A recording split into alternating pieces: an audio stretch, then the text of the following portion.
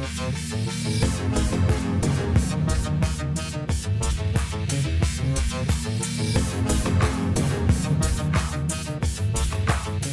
Sci-Forror Film Podcast.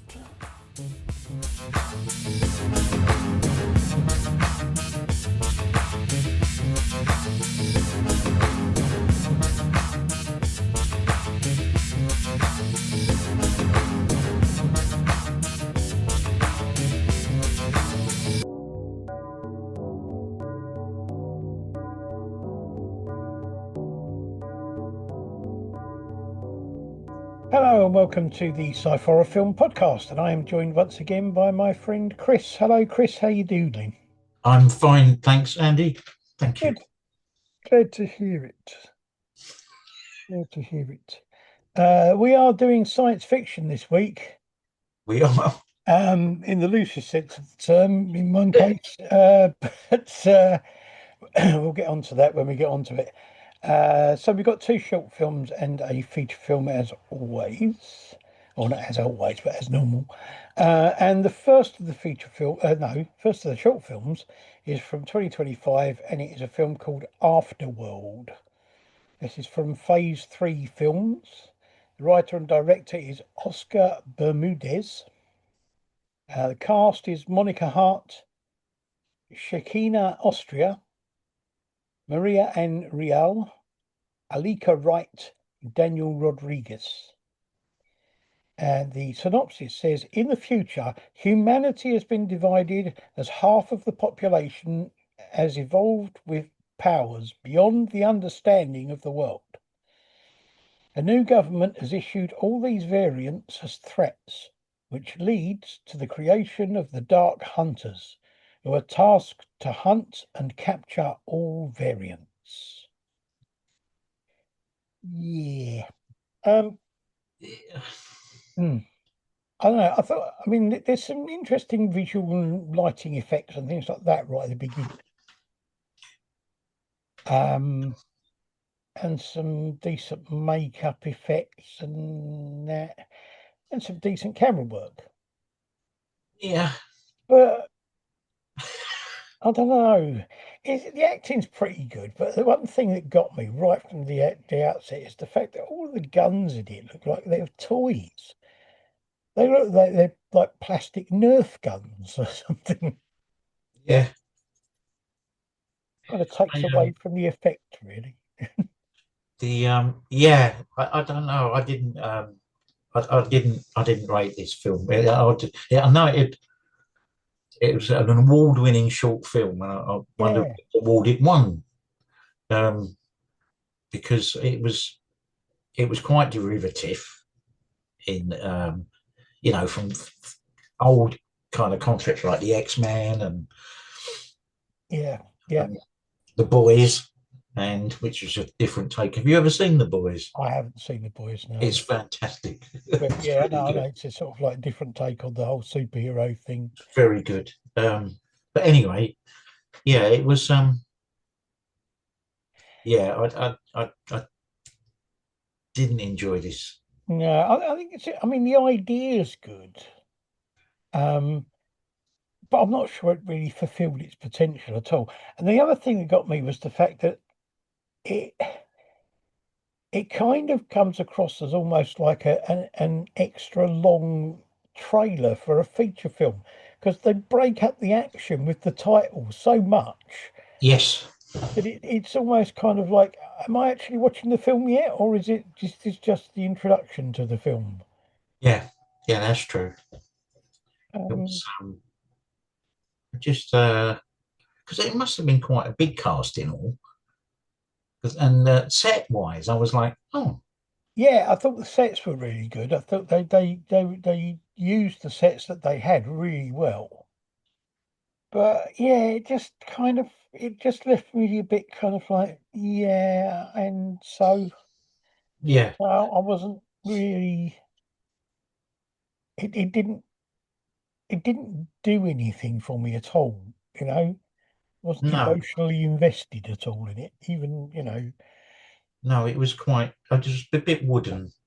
yeah.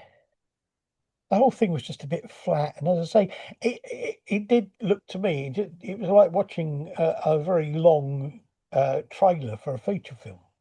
Yeah, it could have been made in the 80s, and it would Yeah, have been probably state of the art in the 80s, yeah, like the original Hulk series and things like that. yeah. No, I know what you mean. It was a bit, yeah, it was a bit really, the whole thing.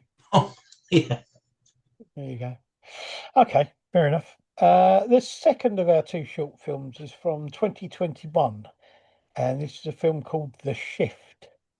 This is an animated film written and directed by Johan Samuelson. There's no cast in this because there isn't actually any dialogue or anything, which is quite interesting. The synopsis for this says many years ago, tech giants lost control of AI robotic technology. By kidnapping and monitoring newborns, the AI robots are now trying to master the one thing they have yet to understand: creativity. Mm. Considering this is 4 years old, it's actually very old for the moment. Yeah, I thought it was really good. I Yeah, liked.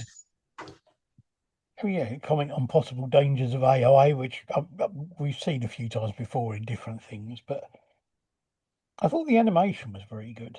Yeah, Johnny. I don't know what kind of animation that is, No, I'm not sure if it was computer generated or if it was drawn or what it was, but but it it's looked good, very good. and I like the story. Um, yeah, and it had a good ending.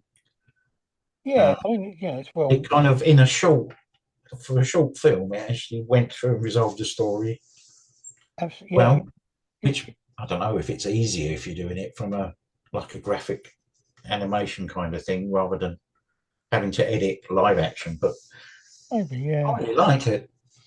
Yeah, I mean, yeah, the story was well written, it was well made. I thought that having no dialogue and using the kind of music and sound effects to Yeah, build atmosphere and underscore and even drive the narrative of the film yeah, worked really well. yeah. Um, It did. It did. Actually, when it finished, I thought I'd like to see the next episode. yeah, it does. Yeah, it does look almost like it should be the first episode of a Yeah, series or something. Yeah, I really liked good. it. I think it was great. Yeah, it was Definitely really worth good. a watch.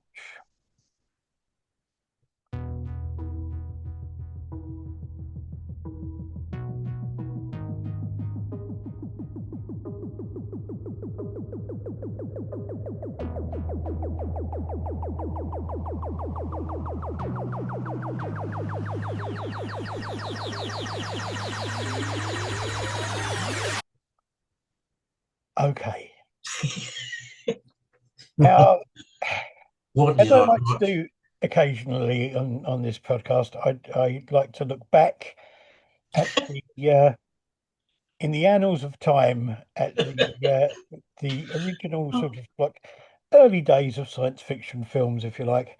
So to that end, our feature film this week is from 1930, and it's a film called Just Imagine. This is a pre-code sci-fi rom-com musical. Um, the writers are Buddy G. De Silva, Lou Brown, and Ray Henderson. This is done Fox Films, by the way, originally. The director was David Butler. The cast was Elle Brendel, Maureen O'Sullivan, John Garrick, Marjorie White, Frank Albertson, Hobart Bosworth, which is a brilliant name, Yeah, Kenneth Thompson, Misha Ayer, Ivan Linow, Joyzel Joyner, and Wilfred Lucas. is Maureen Synopsis. O'Sullivan known, or am I thinking of Maureen O'Hara? No, I don't know. You might be thinking more in O'Hara. I think there's a couple of them that John Garrick definitely was in a few other films from the early 30s that were sort of black and white sci-fi and things like that.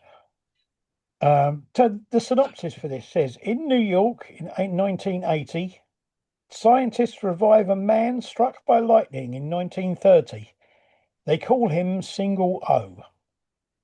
He is befriended by J21, who can't marry the girl of his dreams, LN18.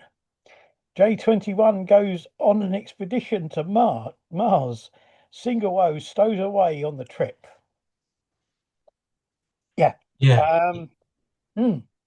Now, I think this was almost like it was almost like three films. Because right at the beginning, you got a bit that's kind of like, well, apart from the actual beginning, which is just this bizarre thing about the changes between New York Yeah. in 1880 and 1930.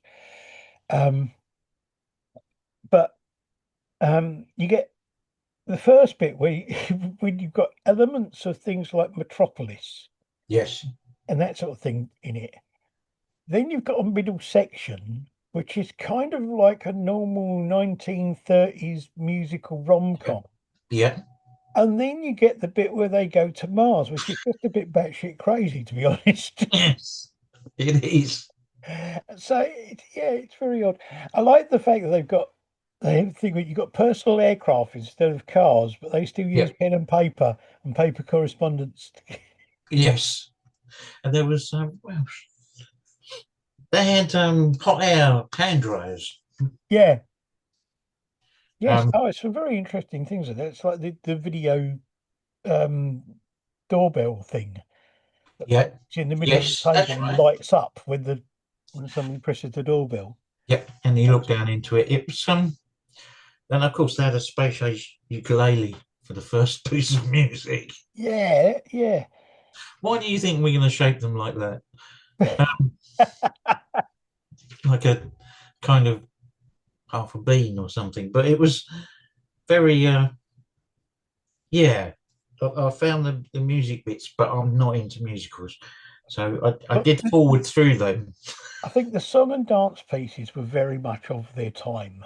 Yes. They Yeah. they, they were very 1930s. Um, and some of the comedy hasn't dated well. No. And being pre-code, there were a few bits that were a What does little, that mean?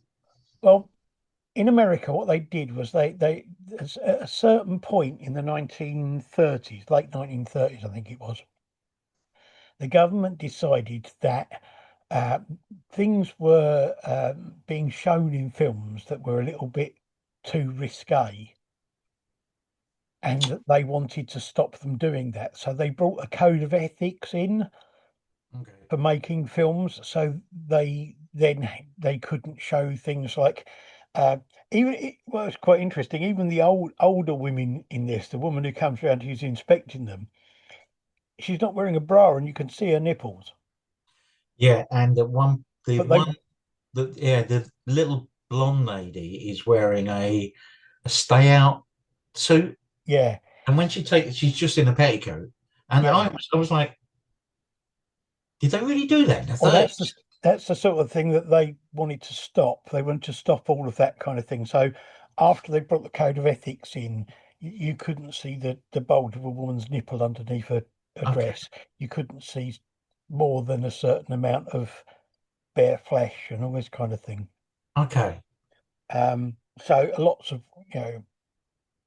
there's lots of films that were made pre-code that have got things in that they would never get away with afterwards, okay. including some of the things they were allowed to say and do on screen. Yes, And uh, and I think there was some of the comedy, some of the comments that were made, and that sort of thing, that because it was pre-code, were a little bit close to being what we would class now as being not PC, I suppose. yeah, misogynistic, I guess, or um, Even there's a couple of comments which are slightly homophobic, yeah. you know. But yeah, it's kind of like I they thought, never pushed it too far, but it was pushed to the edge, you know. There you go. But it's taken away from the fact that, but I think the idea is interesting, and it kind of, for the time, there's actually some really good effects in it. how do they do those? You know, when they bring him back to life.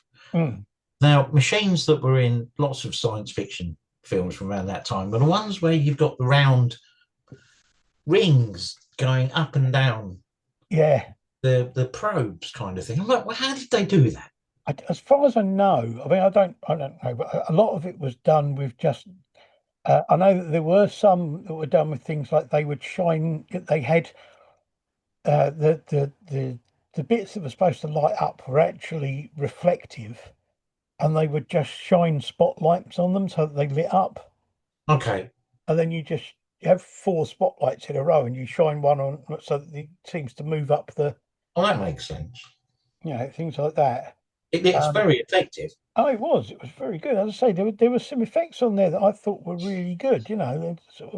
There were some bits that weren't.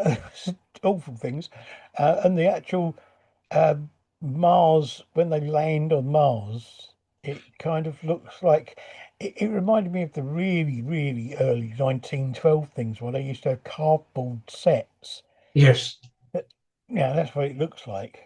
Um, and the rocket ship, it has to be made out of balsa wood because they just pick it up and turn it round. That was brilliant. It's incredible. But one of it kind of there were bits of it that reminded me of like the Sleeper Awakes, the H.G. Wells story. Um, uh, well, Yeah. best version of a version of that was made was Woody Allen's The Sleeper. Yes. But there were elements of this that kind of reminded me of that story, in as Yeah. much as it's that sort of thing of somebody out of time and that sort of thing. Yeah, you're right. Um, That was one story, and then you had the marriage romance comedy thing, yeah, and then the science fiction thing, and yeah. space. Yeah, And it is, it's that and then kind of thrown together. kind of weird thing of on Mars, they're all born as twins. One is evil and one is good, and the two groups split apart and are fighting with each other. It's kind of weird, but yeah, it, it was it was an experience to watch. I mean, Uh, I have seen it before, but it was a long time ago. And the first time I saw it, I think I just sat and watched it, and then at the end of it, thought, "What the hell was that?" I know. I actually prefer this to that Afterworld short film. I think the thing about this is that there Which was is so saying much a of lot. it. There was so much of it that you could just look at and go, "What the hell is I going know. on?" I mean, I think that the whole thing in from when they get onto Mars, that whole section really just has to be seen to be believed because it is just Yeah, so weird, and it seems to jump around all over the place. And yeah. like, what the hell's going on? Um, but interestingly, it's this thing that they the Americans had this idea, going right the way up to the mid 60s or later, which was if you went to any other planet, you'd get out the rocket ship and you'd be able to take your helmet like space helmet off or whatever and breathe the air perfectly without any problem. Yeah. And it was like, okay. Um, the other thing I thought with this was the fact that there were elements of it, including the design of the rocket ship and the inside of the rocket ship bit, that they're kind of like they used the similar sort of ideas when they did the TV or the TV, not TV, the sort of film serial things of Buck Rogers and Yes. Flash Gordon. That's what it reminded me of in some ways. Yeah, so it kind of like, somebody obviously looked at these type of films and thought, oh, we'll use those ideas for these things, even, So maybe even some of the same Buck sets. Rogers was the 30s then. Yeah, I think was it Buck Rogers 30s and Flash Gordon was a little bit later, I think. Yeah. But that yeah, they were around the same sort of time. But yeah. But this is I mean, it's a very much a film of its time. Oh, And definitely. to be Um, honest, I mean we did. we did a review of Repo the Genetic Opera, which is kind of like sci-fi horror musical. So there's that one. There's the Rocky Horror Show and Shock Treatment, which was the follow-up to the Rocky Horror Show. Oh, I've not seen that. But I can't think of many other science fiction comedy musicals that I know of, really. No, It no, I don't know where you find these things. is a it's a niche market, I think. I feel, um, but it's as I say, I think it was like it's one of those films where I kind of like. I will probably now. I'm probably never watch it again, or if I do, it will be another 20 years' time if I'm still alive. But it's kind of one of those films that I can say to people, "Have you seen this film? Yeah, You won't believe it." no, there is quite a mix of genres, and maybe in the hope that they attract everyone. Um, I guess people would have found it quite fun. Yeah, I mean, at the time, I suppose it was something different, and it had a little bit of everything in it, I suppose. Um, but it had a bit of everything in it, but none of it was really that great. It was kind of, No, you know, Mars people weren't that great. no. It's Well, strange, really, because they kind of went to another planet, and contrary to what often is portrayed, that they find a kind of superior intelligence, they found an inferior intelligence. well, Um, yeah, if that's possible, because they weren't that clever in the first place. no, they weren't. Yeah. So there you go. I don't Yes, know. I don't know if there's anything else to be said to me about it, really. no, I did struggle with the music. Yeah, I think. Well, I mean, 1930s music is a bit kind of like you have to be.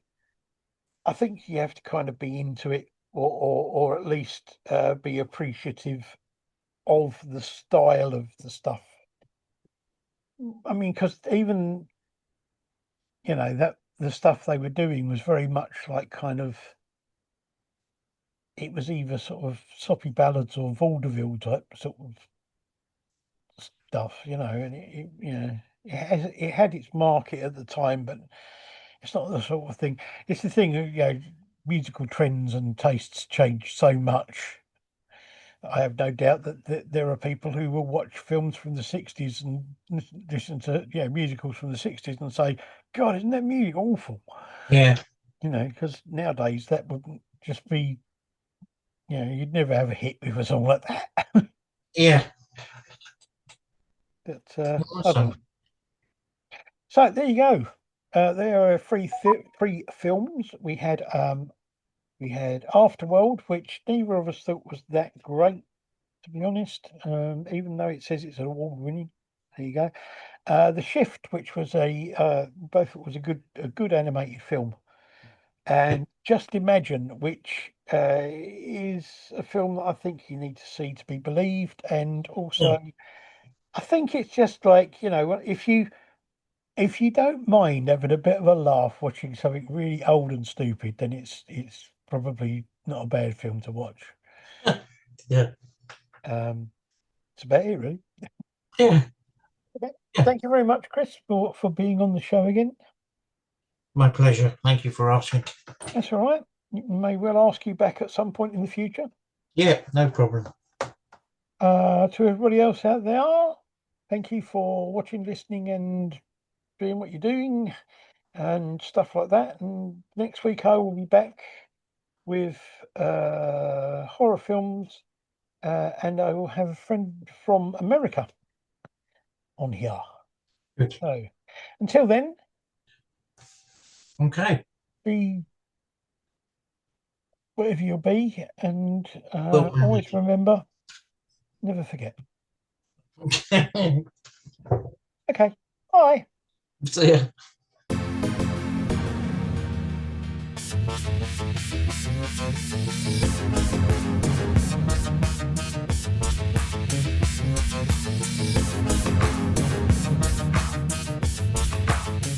Sciforror Film Podcast.